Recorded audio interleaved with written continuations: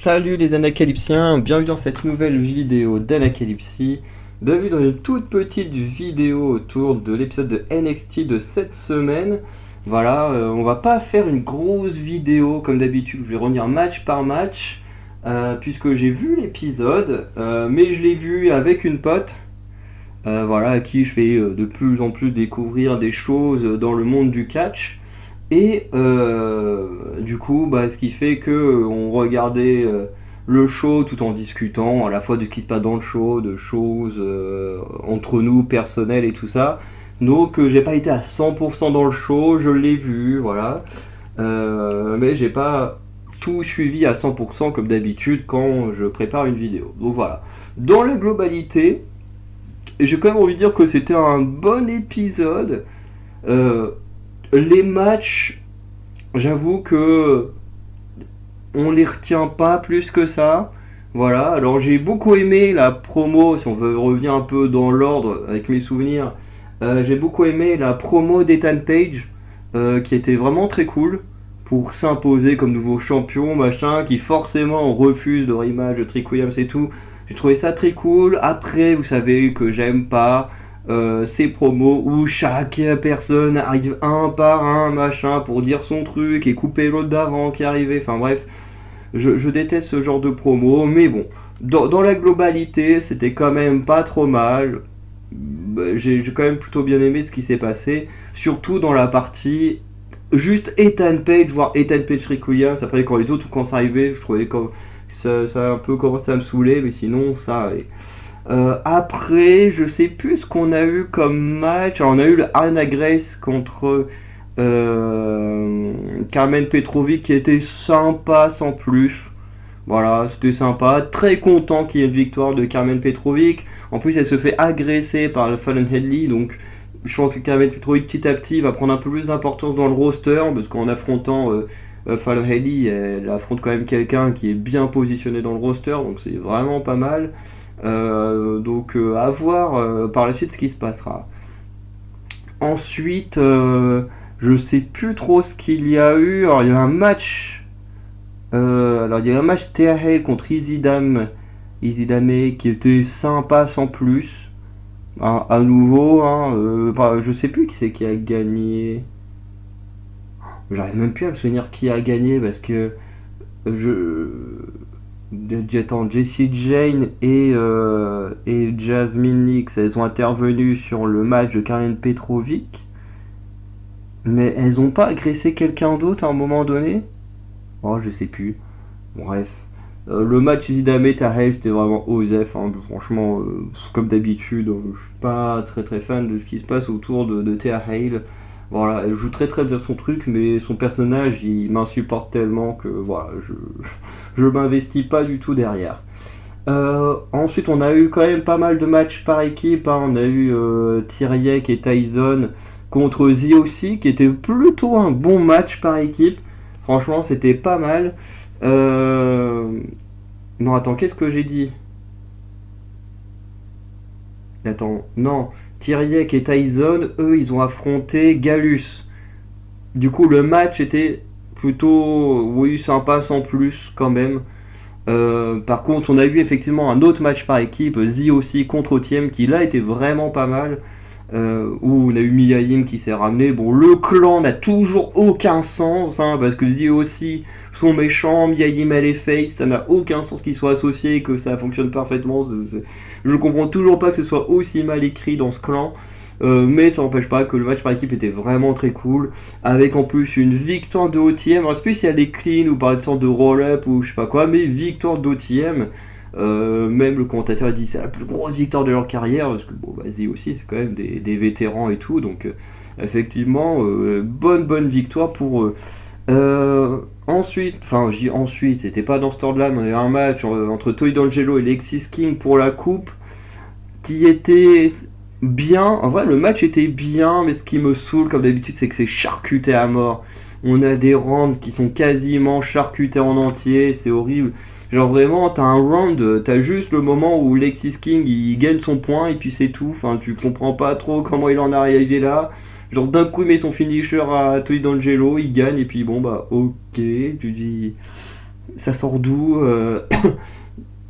c'est bof bof quoi. Enfin, le match était bien, mais le fait de charcuter à mort à chaque fois ce match-là, vraiment, je comprends pas le délire d'absolument vouloir le mettre, mais de charcuter plein de morceaux. Enfin, pour comprendre le match, c'est pas évident.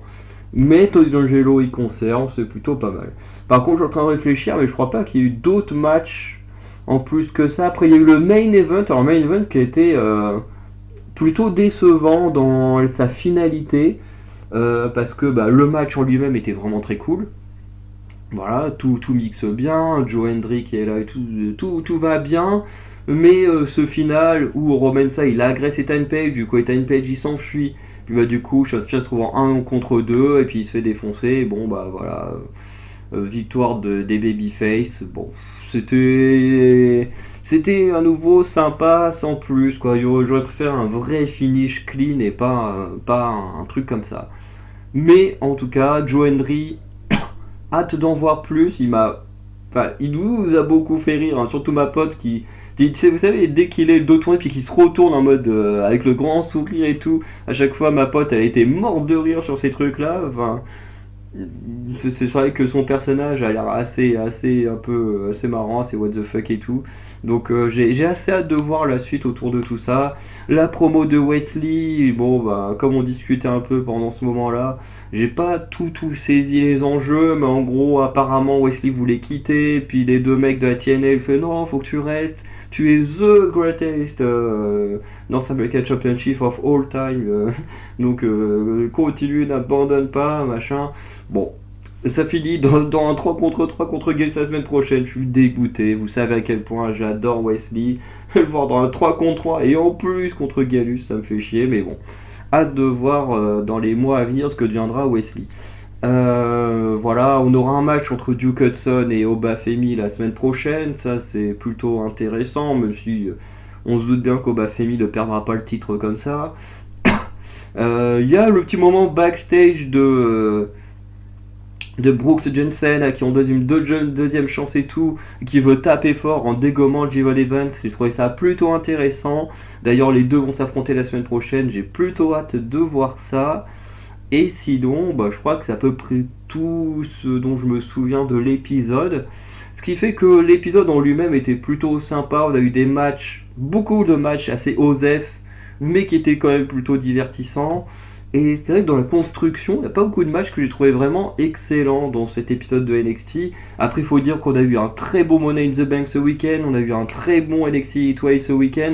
Donc c'est vrai que là, après deux très gros shows ce week-end, on retombe sur un truc un peu plus classique. Donc c'est vrai que c'est toujours comme ça, je trouve, après un épisode de NXT après PLE, c'est qu'il y a toujours une petite saveur un peu de moins bon. Mais la vérité, c'est pas que c'est moins bon, c'est juste que les PLE sont tellement beaucoup mieux travaillés, les matchs sont beaucoup plus grandioses, bah qu'effectivement, il y a une sensation de baisse, même si cette baisse n'existe pas réellement, quoi. Vous voyez ce que je veux dire. Mais voilà, j'ai pas grand chose de plus à dire, hein. J'ai passé un bon moment, ma pote elle a passé un bon moment, parce que la première fois qu'elle voyait un épisode en entier, habituellement je lui montrais des matchs ou des promos qui sont vraiment excellentes et tout. Mais là, première fois qu'on regardait un show en entier, elle a passé un très bon moment, donc c'est que en soi l'épisode était vraiment bon. Elle n'a pas posé tant de questions que ça sur les personnages et tout. Ah si, il y a eu un match sur le Ruka Fallon Henley qui était plutôt sympa aussi. Voilà, d'ailleurs la victoire, c'est qui? Ah oui, non, c'est là où Jesse et Jazz sont intervenus à nouveau. Je savais bien qu'elles avaient intervenu dans un match, je ne me souvenais plus lequel. Bref. Et voilà, si quelqu'un tu vois, qui connaît pas le catch peut réussir à passer un bon moment devant, c'est quand même l'épisode n'était pas si mauvais que ça. Voilà, même si je pense quand même que c'était pas le meilleur épisode d'NXT, hein, entre beaucoup d'interventions, beaucoup de matchs par équipe. Moi je suis pas fan des matchs par équipe, hein, ok, 3 matchs par équipe dans la même soirée, ça fait beaucoup pour moi. Quand il y en a un ou deux de temps en temps, moi ça me va, mais les 3 dans la même soirée, ça commence à faire mal pour moi, qui suis pas trop fan de ça. Mais bon, voilà, tout ce que j'ai envie de dire, c'est qu'en soi, c'était un bon épisode, j'ai passé un très bon moment, ma pote aussi, c'est le principal, donc voilà, bon épisode de NXT. Donc pour conclure, je vais pas faire les previews parce que j'ai pris aucune note, hein. Comme j'étais avec ma pote, je n'allais pas prendre des notes sur mon ordi devant elle. Mais du coup, je sais juste qu'il y aura un match entre Brooks Jensen et Jevon Evans que j'ai hâte de voir. Et on aura un match entre Obafemi et Duke Hudson que j'ai assez hâte de voir. Puis il y a le 3 contre 3 avec la team Wesley contre Gallus qui peut être sympa, qui sera sûrement sympa, mais que j'ai pas non plus hâte de voir plus que ça. Du coup, à côté de ça, je pense que dans le week-end, vous aurez une vidéo autour de Jimmy Uso et Roman Reigns. Voilà, moi je vais l'enregistrer juste après, mais vous la verrez dans quelques jours. Voilà. Donc je vous souhaite une bonne journée, bonne soirée, je vous dis à très bientôt. Ciao tout le monde.